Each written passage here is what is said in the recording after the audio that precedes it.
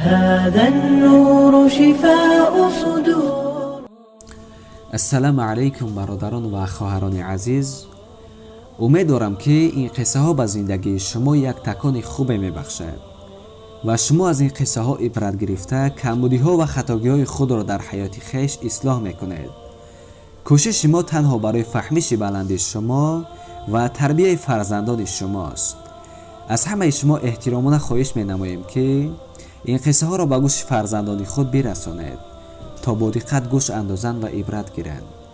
روز ابراهیم ابن ادهم با خواجه شقیق بلخی در شهر مکه واخوردند. ابراهیم ادهم باشد از خواجه شقیق بلخی پرسید: ای خواجه، این آبرو و این بزرگی و مرتبه برای تو چگونه میسر شد؟ شقیق بلخی در جواب گفت: روز از یک بیابان میگذشتم، یک پرنده را دیدم که هر دو بالهایش شکسته بود. دلم با آن پرنده سوخت و به نزدش نشستم و گریه کردم. به فکر فرو رفتم که این پرنده بالهایش شکسته شده است، پس چگونه رزق روزیش را پیدا میکرده باشد؟ شکمش را چگونه سیر میکرده باشد؟ ناگهان یک پرنده دیگر در نورش یک دانه گندم داشت. به نزد این پرنده بال شکسته آمد و در نور این پرنده بال شکسته آن دانه گندم را گذاشت تا او بخورد و زنده ماند.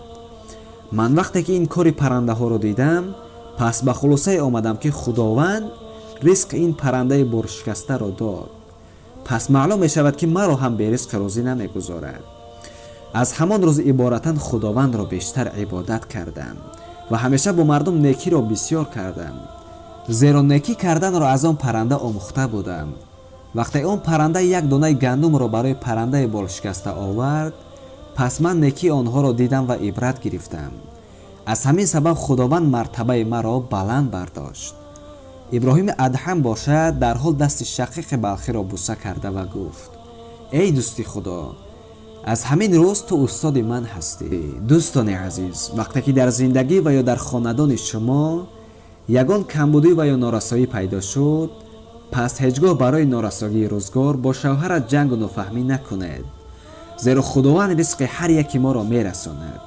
حتی خداوند رزق حضرت یونس علیه السلام را در شکم ماهی داده بود و یا رزق یک پرنده معیوب را نیز عطا کرده بود.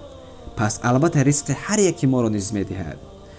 شما نیز برای مرتبه بلند را پیدا کردن عبادت خداوند را بیشتر کنید و به حیوانات و پرنده ها رحمدل باشید. باقی خداحافظ. السلام علیکم و رحمت الله و برکاته.